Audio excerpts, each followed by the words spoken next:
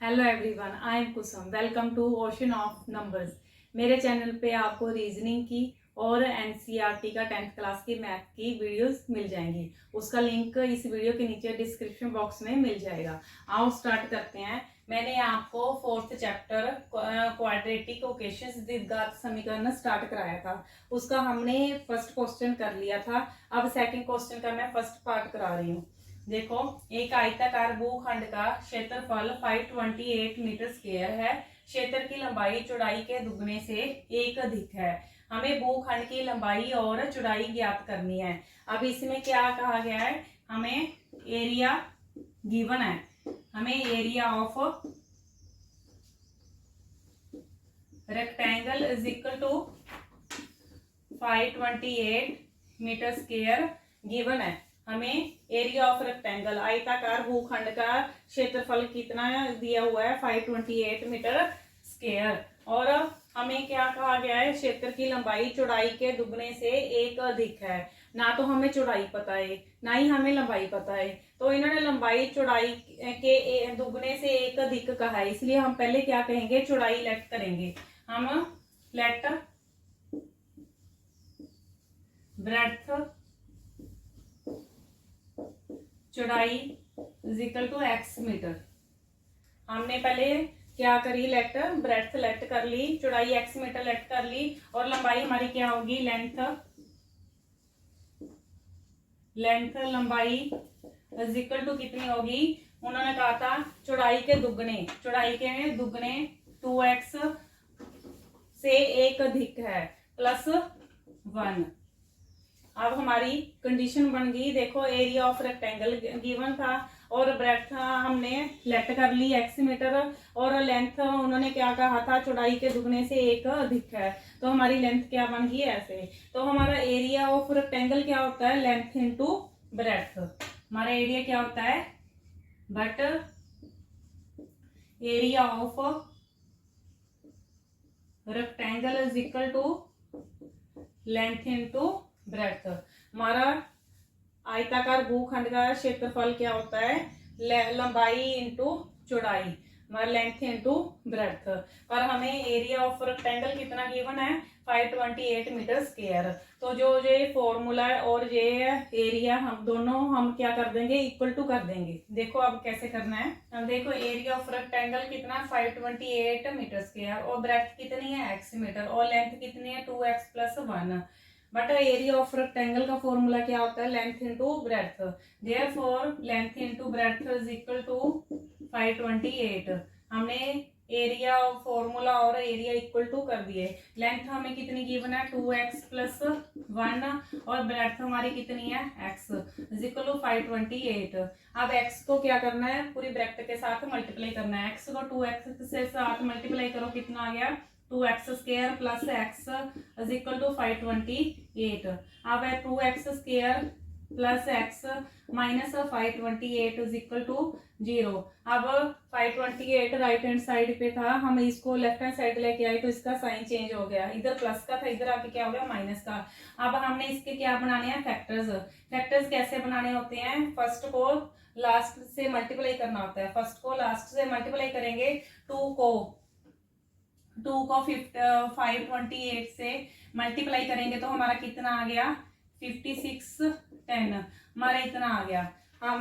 हमने फर्स्ट को फैक्टर्स कैसे बनाने होते हैं, फर्स्ट को लास्ट से मल्टीप्लाई करेंगे, मल्टीप्लाई करके हमारा 56 आना चाहिए, और लास्ट वाला जो साइन होता है यहाँ से हमने देखना है, माइनस करके हमारा कितना आना चाहिए, +1।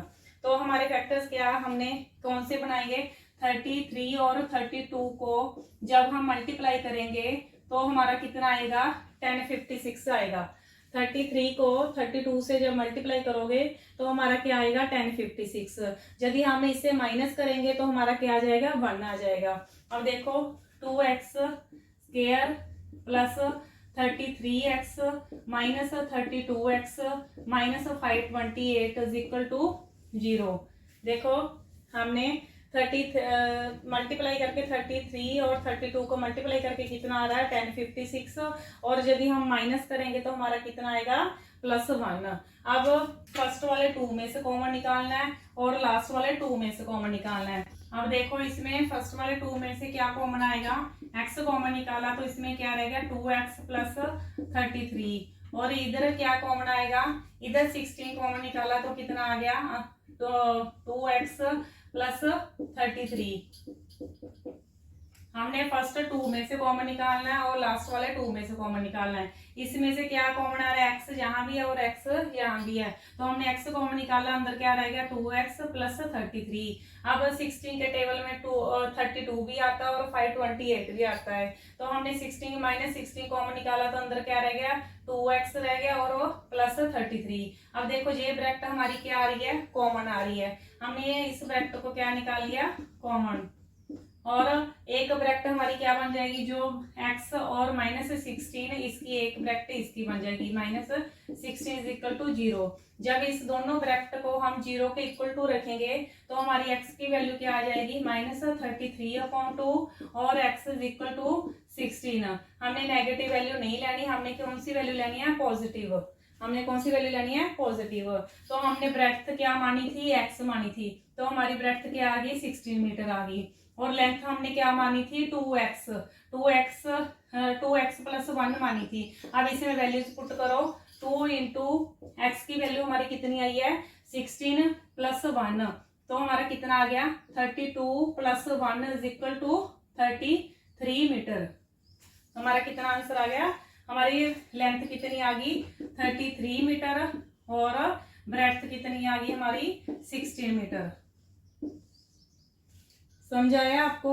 देखो हमने क्या करा, जो एरिया हमें गिवन था, हमें एरिया कितना गिवन था 528 मीटर स्क्वायर गिवन था, बट एरिया ऑफ रेक्टेंगल क्या होता है, लेंथ इनटू ब्रेड्थ। हमने फॉर्मूले को और एरिया को इक्वल टू कर लिया। हमने लेंथ और ब्रेड्थ जो हमने लेट करी थी, हमने उसको सॉल्व करके, जो सारी इक्वेशन सॉल्व करके हमारी एक्स की वैल्यू क्या आ गई 16 आ गई। नेगेटिव हमने वैल्यू नहीं लेनी, हमने पॉजिटिव वैल्यू लेनी है। और एक्स हमने किसको लेट करा था, ब्रेड्थ को। ब्रेड्थ हमारी कितनी आ गई 16 मीटर, और लेंथ हमने कितनी लेट करी थी 2x प्लस 1, तो 2 इंटू एक्स की वैल्यू पुट करी 16 प्लस 1 कितना आ गया 32 प्लस 1 33 मीटर। हमारी लेंथ ब्रेड्थ हमने क्वेश्चन में यही पता करना था, रेक्टेंगल प्लॉट की हमने क्या करनी थी, लेंथ पता करनी थी और ब्रेड्थ पता करनी थी। आई थिंक आपको समझ अच्छे से समझ आ गया होगा। अब हम सेकंड पार्ट करते हैं। अब देखो सेकंड क्वेश्चन का सेकंड पार्ट, दो क्रमागत धनात्मक पूर्णांकों का गुणनफल 306 है, हमें पूर्णांकों को ज्ञात करना है। जो क्रमागत क्या होते हैं, जो कंसेक्यूटिव पॉजिटिव इंटीजर होते हैं। कंसेक्यूटिव पॉजिटिव इंटीजर्स क्या होते हैं, जो लगातार आते हैं। जैसे हम क्या करेंगे, हम लेट करेंगे, let consecutive positive integers x, और x के बाद क्या आएगा x plus 1। Consecutive positive integer क्या होते हैं, जो लगातार आते हैं, जैसे 1 2 3 जैसे लगातार आते हैं, उसे कंसेक्यूटिव पॉजिटिव इंटीजर्स कहते हैं। जैसे पहले हमने क्या कर लिया, हमने दो क्रमागत कहे हैं, तो हमने 2 पॉजिटिव इंटीजर्स मान लिए, कितने क्या करे x और x प्लस 1। फिर उसके बाद उन्होंने कहा है कि उनका जो पॉजिटिव इंटीजर्स है उनकी प्रोडक्ट कितनी दी हुई है, हमें 306 दी है। तो उनकी प्रोडक्ट हम अकॉर्डिंग टू क्वेश्चन, हमें इनकी प्रोडक्ट जो पॉजिटिव हमारे इंटीजर्स हमने लेट करे हैं, उनकी प्रोडक्ट हमें कितनी गिवन है 306। हमारा क्वेश्चन बन गया। देखो दो क्रमागत धनात्मक पूर्णांकों का गुणनफल 306 है, हमें जो पूर्णांकों को पता करना है, जो हमें पॉजिटिव इंटीजर्स है हमने वो पता करने हैं। तो पॉजिटिव इंटीजर्स मैंने आपको बताया क्या होते हैं, जैसे 1 2 3 ऐसे लेट करने हैं, पर हम 1 2 तो लेट नहीं कर सकते, हम x लेट करेंगे। x लेट करा तो उसके बाद वाला क्या होगा x प्लस 1, और हम इनकी प्रोडक्ट, इनके दोनों का गुणनफल हमें कितना दिया हुआ 306। आओ अब इसको सॉल्व करते हैं। x को x प्लस 1 के साथ मल्टीप्लाई करा तो क्या हो गया x square plus x is equal to 306। अब 306 इधर आके लेफ्ट हैंड साइड पे क्या हो जाएगा माइनस का और इज इक्वल टू 0। फिर उसके बाद हमने इसके क्या बनाने हैं फैक्टर्स बनाने हैं। आओ करें। देखो अब हमने क्या करना है, हमारा क्या आ गई x square plus x is equal to 306। अब हम एक्स स्क्वायर प्लस एक्स 306 को इधर लेफ्ट हैंड साइड लेके आएंगे तो इधर आके माइनस का होगा इज इक्वल टू 0। अब जैसे हमने फर्स्ट वाले सामने करा था फैक्टर्स बनाए थे वैसे ही इसमें फैक्टर्स बनाने हैं। अब देखो जहां आप सपोज कर लो यहाँ पे क्या है 1 है तो 1 को 306 से मल्टीप्लाई करके कितना आ गया 306। अब हमारे फैक्टर्स क्या होने चाहिए मल्टीप्लाई करके 306 आना चाहिए और जहां से आप इस साइन से आपने देखना माइनस करके हमारा +1 आना चाहिए। अब हमारे फैक्टर्स क्या आएंगे यदि हम 18 को 17 से मल्टीप्लाई करेंगे तो हमारा क्या आ जाएगा 306 आ जाएगा।